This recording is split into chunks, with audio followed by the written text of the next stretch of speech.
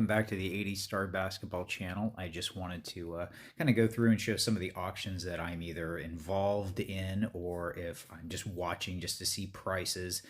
Kind of midweek, some of these are ending. I just wanted to talk to them for a little bit and some that just came up. So these are the things that I'm buying and am interested in.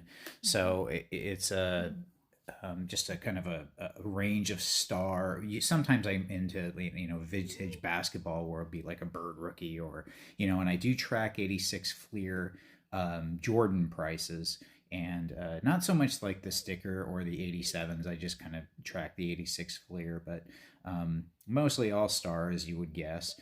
But I'm really kind of watching this one right here, the um, the 117. I don't know why I can't speak this morning, but the 117, I really do like this card. It's gotten a little warmer, and I've gotten it both twice recently, and then I got rid of it, and I immediately kind of regretted this. So I'm gonna get this one back.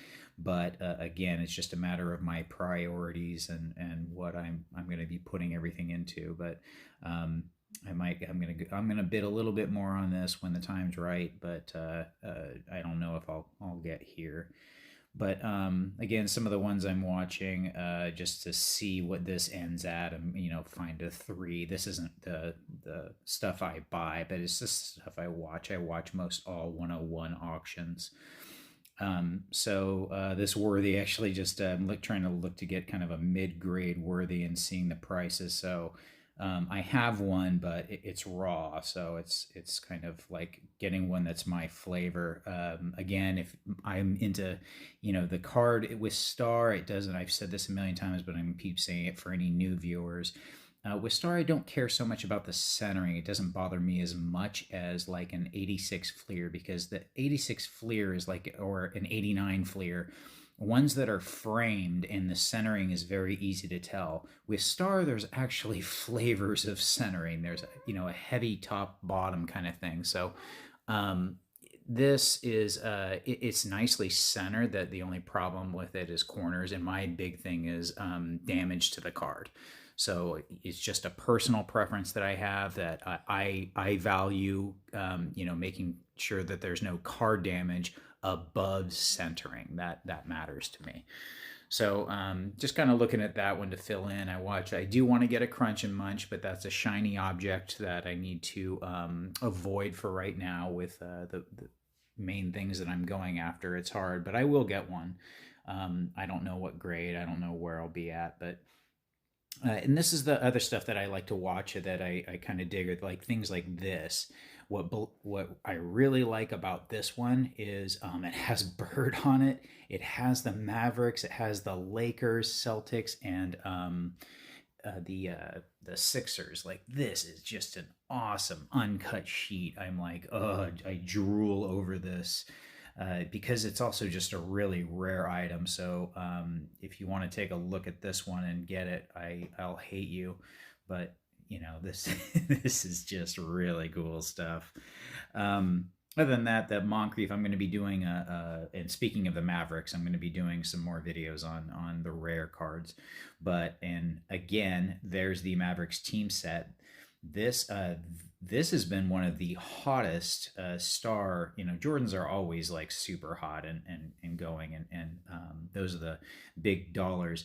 This, I'm going to do a video on itself. The Mavericks are really heated up. They went, I saw a bag sell, I think it was a few years ago, for 400, and the last one just sold about a month ago, eBay, for 1,600. I know of a private sale at 15 before that. So this is just going up. I don't, it's one, if I see a bag, I'm going to be involved in bidding. This one, it's nice. I have a raw set I'll show, but I might throw out an offer for this one.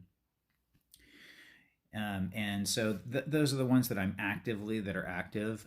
These are the ones that have ended that I just kind of wanted to talk to really quick. Again, the Mavericks, these Dallas Mavericks are just a really rare. And I talked to Steve Taft on hey, which one's the rarest? And I actually got a good response, and I'll share that in that video.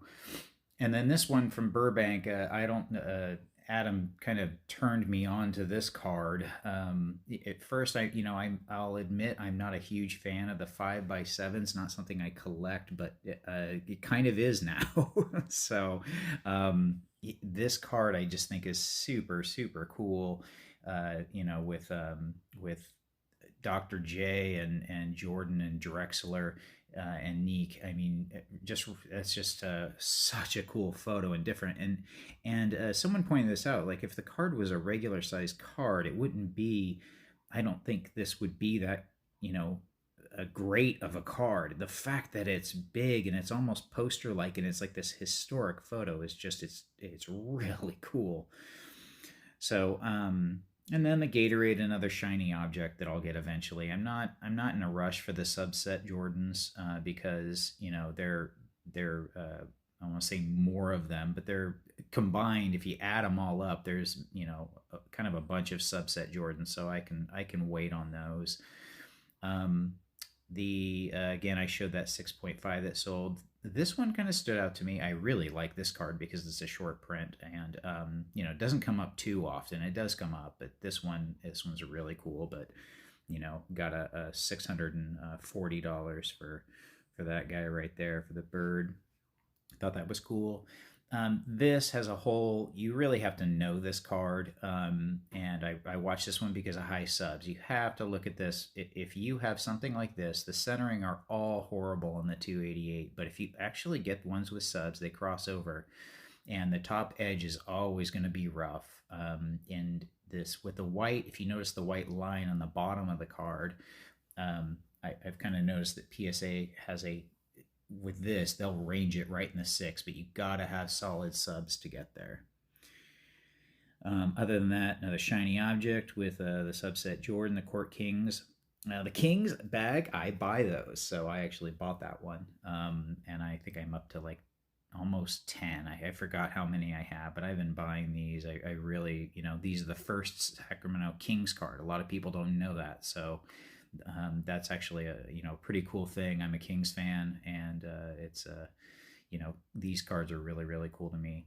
I thought this was weird. This Dale Ellis Mavericks went for more in the authentic altered than it did for BGS 8. There is a corner problem on the BGS 8 right here.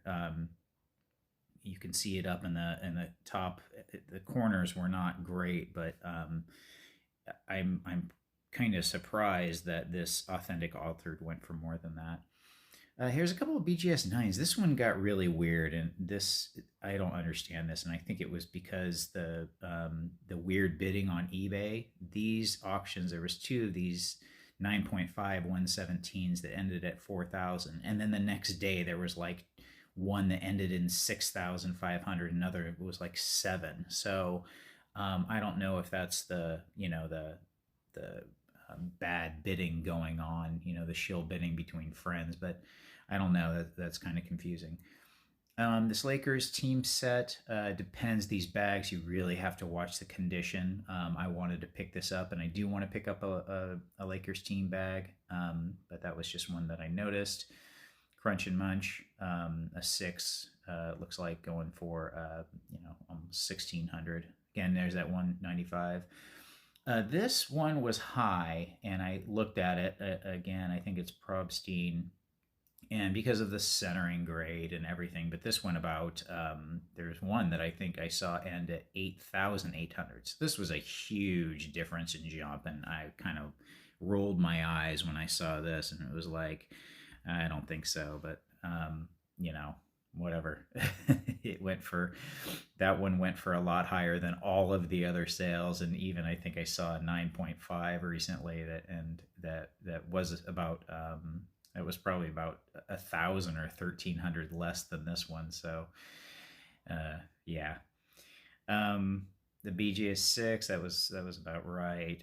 PSA 6, again, these took a little drop with the weird bidding that was going on. So speaking of which, this is but that, again, I think the liquidating is happening, or the bidding isn't going back and forth. A lot of those accounts are doing buy it nows and stuff. So it seems that the auctions back and forth have stopped. Oh, here's even an example of this. It doesn't have a 9.5, but a $2,200 discrepancy between an auction. So you be the judge of the nines. I get the other ones got the higher subs and the almighty centering sub, but 2,200, so a 20 something percent premium. I don't know. This one PSA 6, that's 195. That's about right. This one went very low because you can tell it's actually been trimmed. If you know the 101, you can see that the right side border is actually thinner, because generally that's always thicker. I mean, I don't say generally, always is thicker. So that was a little surprising. I'm looking at also this morning, a really cool one came up that I noticed. The sets, these don't come up on in Heritage. Hi, I think I know the person, and this is a high grade. It looks like we got the Barkley and the Stockton. I mean, the Stockton at a 9, that Barkley at an 8. I mean, you're talking some. These are some really really cool subs. So solid sets, missing a few cards, but that's one that I'm going to be watching. And then also we had oops, wrong one.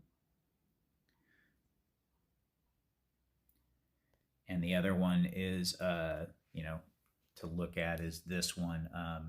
This one would be more my speed, and just a complete set. Even has the 101. The 101, I generally don't get.